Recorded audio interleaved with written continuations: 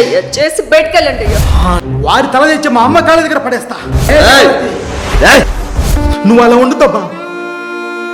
నాకు భయం వేస్తుందమ్మా.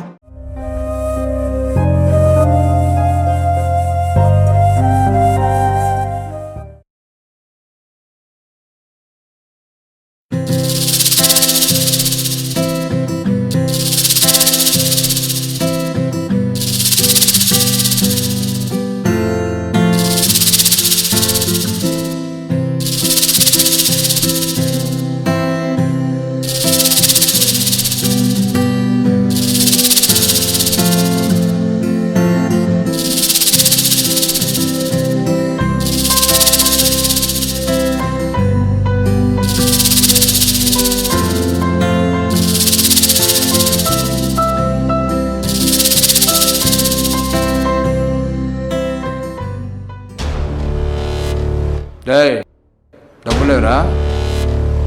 ఏం డబ్బులయ్యా? ఏం డబ్బులు ఏంట్రా?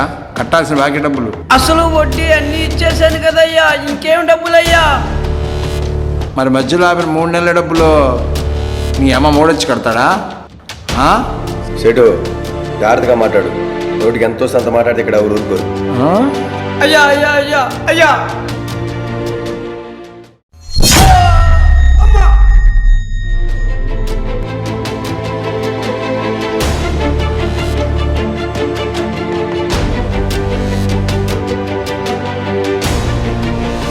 మనిషిని మనిషిగా చూడలేని ఇలాంటి వాళ్ళ దగ్గర ఎందుకు బాబా అప్పులు చేసేది?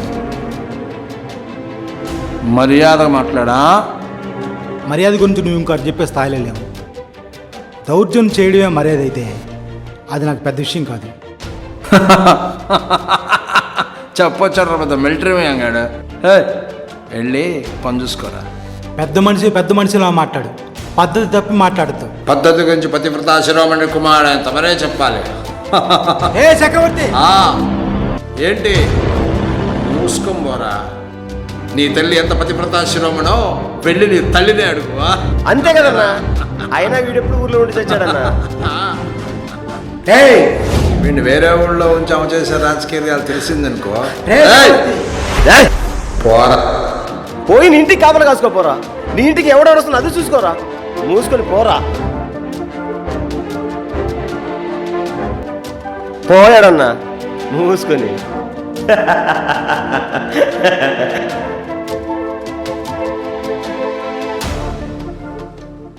అయ్యా ఇప్పుడైనా రావడం?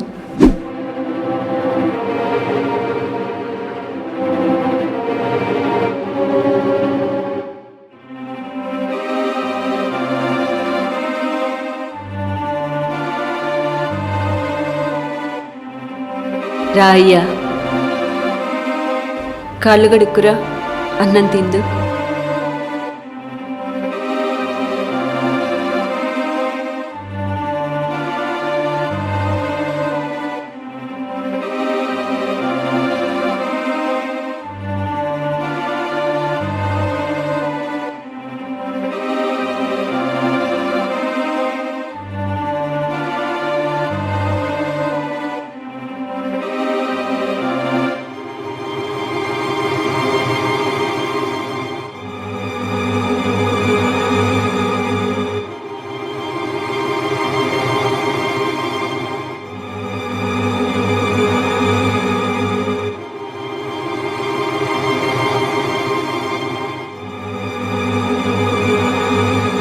ఎక్కడికయ్యా? ఇప్పుడే కదా వచ్చావు, కొంచెం అన్నం తినెళ్ళయ్యా. అయ్యా నీకు ఇష్టమైన కూర చేశాను, తినెళ్ళయ్యా కొంచెం.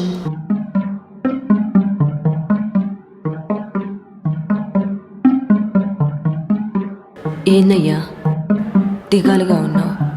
ఏమైంది ఇప్పుడు? సిగ్గుగా ఉందమ్మా. నా మీద నాకే ఆశయం వేస్తుంది. ఏమైందయ్యా? ఏమైంది? ఎవరేమన్నారు? ఏమ్మా, ఎందుకు ఇలాంటి బ్రతికిపోతున్న అవసరం అమ్మా? కేవలం కడుపు నిండా తిండి కోసం ఇలాంటి తప్పుడు మార్గాలు ఎంచుకోవాలమ్మా? నేను అడిగానమ్మా.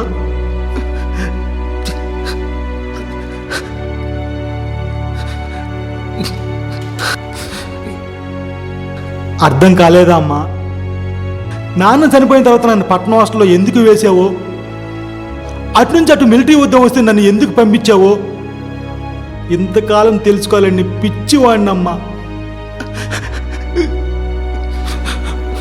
ఓ కొడుకు నిన్ను అడగొచ్చలేదు తెలియదు, కానీ కేవలం నీ సుఖం కోసమో, కష్టం చేయకుండా బ్రతకడం కోసమో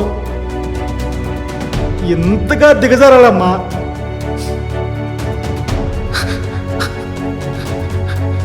అమ్మా, అమ్మ చేతుల విషయం కూడా అమృతం అంటారు. నాకెందుకో తిన్న ప్రతి మెతుకు కూడా విషయాలాగే ఉంది. నేను తినలేనమ్మా.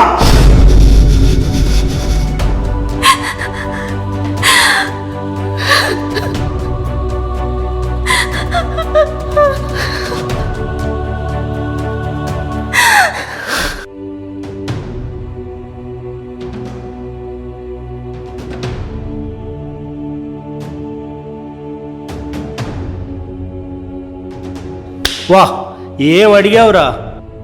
కడిగి పారేసావురా. బాబాయ్, బాబాయ్నేరా.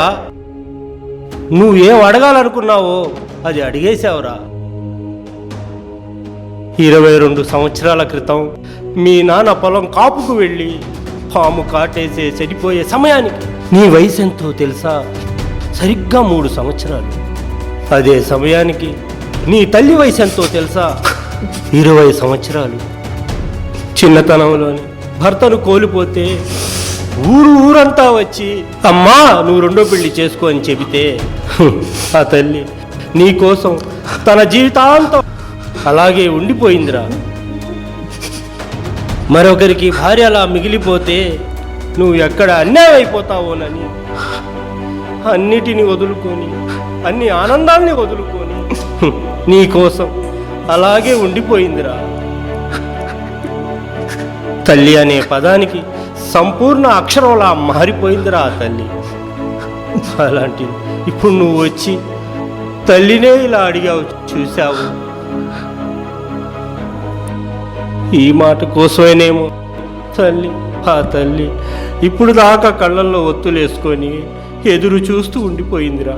ఎవరో దారిన పోయే గన్నయ్య గాడి మాటలు విని నీ కన్న తల్లిని అనుమానిస్తూ అవమానిస్తూ మాట్లాడావు, చూశావు. ఇప్పుడు రా నీ తల్లి చచ్చిపోయింది. ఇప్పుడు చచ్చిపోయిన శవం ముందు నువ్వు ఎన్ని మాట్లాడినా జవాబు దొరకదురా. బాబాయ్, అవునరా, బాబాయ్నేరా. అరే, నేనెందుకు వచ్చానో తెలుసా? నువ్వు మిలిటరీ నుంచి వస్తూ మిలిటరీ రమ్ము బాటలు తెచ్చావని వచ్చాను. నువ్వు తెచ్చే మందు బాటిల్ కోసం వచ్చానురా నేను. ఇంతమంది ఉన్నాం, బాబాయిలు, అత్తలు, మావలు. ఏ రోజు కూడా మేము మీకు పెట్టిన దాఖలాలే లేవురా. అంతెందుకురా, ఎన్ని కష్టాలొచ్చినా ఆ మహాతల్లి తన రెక్కల కష్టాలనే నమ్ముకొని నిన్ను పోషించిందే తప్ప ఇంతమంది బంధువులున్నా ఏ ఒక్కరి ముందైనా ఒక్క పూట అంటే ఒక్క పూట చెయ్యి జాచి అడిగిన దాఖలాలే లేవురా. ఎన్ని కష్టాలు వచ్చినా లోకమంతా నిన్ను కాదు పొమ్మన్నా కడుపులో దాచుకునేదేరా తల్లి అంటే. అలాంటి తల్లి గుండెల మీద కొట్టా. బాబాయ్, ఆ చక్రవర్తి చెప్పిన మాటలకు నాకు పిచ్చి పట్టినట్టుంది బాబాయ్. నువ్వు చెప్పింది విన్నాక నా మీద నాకు అసహ్యం వేస్తుంది బాబాయ్. ఆ చక్రవర్తి చేసింది నీకు చెప్పలేదు. అమ్మ కదా కడుపులోనే దాచుకుంది. ఆ రోజు జరిగిన విషయం నీకు చెప్పుంటే కథ వేరేలా ఉండేదిరా. ఆవేశపరుడు చెప్పొద్దు అందిరా. మమ్మల్ని ప్రాధేయపడితే ఊరుకున్నావురా. ఏం జరిగింది బాబాయ్?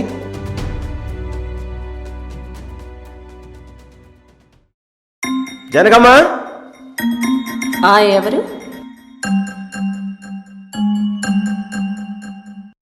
జానకి,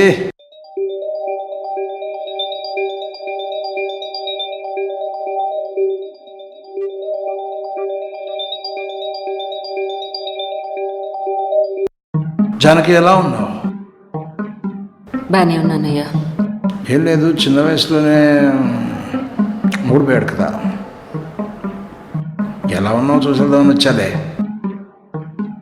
పిల్లాడిని పట్నం హాస్టల్లో చదివిస్తున్నావు కదా, మంచిది. కాకపోతే ఎట్లా చేస్తున్నావు జానకి? వాడి చదువుకి నువ్వు బతకడానికి మంచి వయసు పుంగులో ఉండగా మూడిపోయాడు. జానకి జానకి జానకి జానకి జానకి ఎట్లా చేస్తున్నావేమో. నేను బాగానే ఉన్నామయ్యా. నేను పనికి పోవాలి. అవతల కూలీని తీసుకెళ్ళి డాక్టర్ వెళ్ళిపోతే వెళ్తిగానులే జానకి. అవతల పెద్ద మనిషి వచ్చాడు వెళ్తానంటున్నావు, ఇదేం మర్యాద? అయ్యా, కూలికి వెళ్ళకపోతే ఇల్లు గడవదయ్యా. అయినా నాతో మీకేం పని అయ్యా? ఉంది పని, ఎందుకు లేదు? పని లేకుండా వచ్చాను అనుకున్నావా? జానకి, నేను చెప్పినట్టు వింటే ఈ కూలికి వెళ్ళడం, ఈ కష్టపడటం ఇవేం అవసరం లేదు. అయ్యా, ఏందయ్యా మీరు మాట్లాడేది? మీరు వెళ్ళండి అయ్యా, నాకు కూలికి వెళ్ళే టైం అయింది. జానకి, నీకు కూడా అర్థం కావట్లేదు. నీ ఒంట్లో వయసు ఉంది, కడుపులో ఆకలి ఉంది. ఈ రెండిటికి నేను ఆదరవుతానంటే ఒప్పుకోవే? అయ్యా, మీరు ఆలోచిస్తున్నట్లుగా నేను అట్లా దాన్ని కాదయ్యా. దయచేసి మీరు వెళ్ళండి అయ్యా. ఎవరు అలాంటి వాళ్ళు కాదు జానకి. అవసరం అలా చేస్తుంది. నాకు మాత్రం నీ అవసరం ఉంది. ఇవాళ కాకపోతే రేపైనా ఆకలి పడవచ్చు, కానీ అప్పటిదాకా ఆగడం ఎందుకు? దయచేసి బయటకు వెళ్ళండి అయ్యా. జానకి జానకి, అర్థమైంది. నేనేది ఒత్తిడి పుణ్యానికి ఆశించను. నీ రుణం తీర్చుకుంటాను. 1 minute. ఖర్చులు కొంచెం పనికొస్తుంది. పొలాలకెళ్ళి చాకరీ చేయడం ఎందుకు? ఉంచు ఉంచు ఉంచు. అంటే ఏంటయ్యా, ఇప్పుడు నీ ఉంపుడుగత్తగా ఉండమంటావా? కరెక్ట్గా చెప్పావు, సూపర్. అదే నాకు కావాల్సింది, అదే. బయటికి పోరా, వెళ్ళు. ఓకే జానకి, ఎంతకాలం పెట్టి చేస్తావో అదే చూస్తావే. బాబాయ్, నాకెందుకు చెప్పలేదు? చెప్పుంటే ఆ రోజు నా కొడుకు నరికేసేవాడిని. కానీ ఇప్పటికైనా ఎక్కడికి వెళ్తాడు? వారి తల తెచ్చి మా అమ్మ కాళ్ళ దగ్గర పడేస్తా. ఈ ఆవేశంతోనేరా నువ్వు వెళ్ళి వాడిని చేస్తావేమోనని నీ అమ్మ చెప్పనివ్వలేదురా. పదరా, అమ్మ దగ్గరికి పదరా. బాబాయ్, అమ్మను చాలా మాట్లాడేసాను బాబాయ్. అరే అమ్మరా, ముక్కోటి దేవతలు క్షమించకపోవచ్చురా, అమ్మ బిడ్డని క్షమించకుండా ఉండదురా. పదరా, నా మాటేంట్రా, రారా.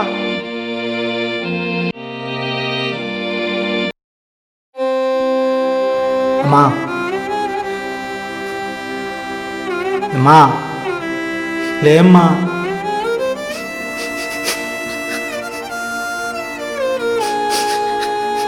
ఏ తల్లికి ఏ బిడ్డ అడుక్కొని మాటలన్నీ అనేసానమ్మా. క్షమించమంటానికి కూడా అర్హత లేకుండా చేసుకున్నానమ్మా.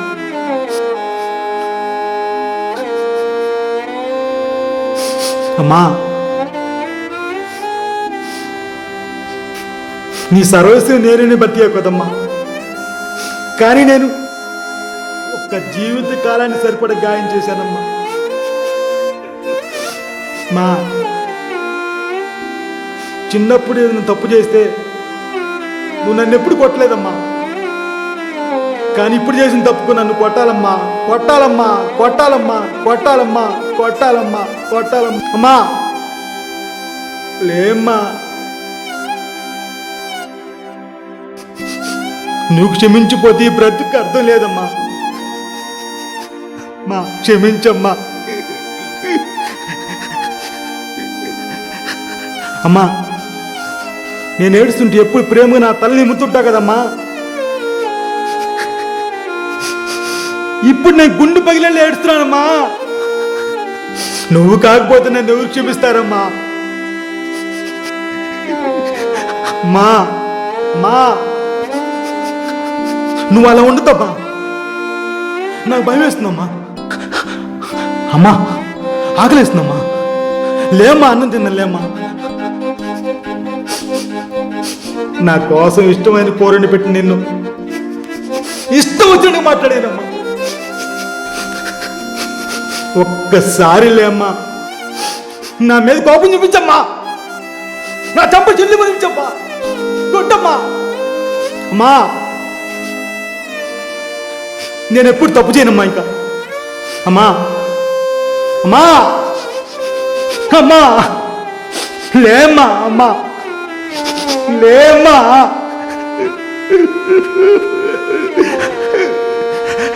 అమ్మా అమ్మా